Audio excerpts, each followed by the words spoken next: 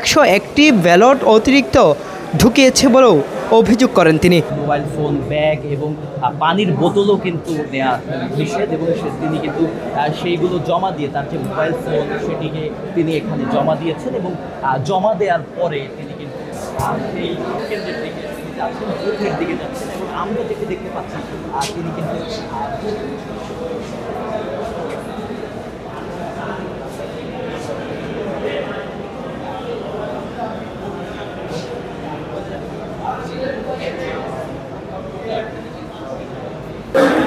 Vote কেন্দ্রে প্রবেশ করে ভোট দিয়েছেন ছাত্র শিবির সমর্থিত জাকসুর ভিপি প্রার্থী আরিফুল্লাহ।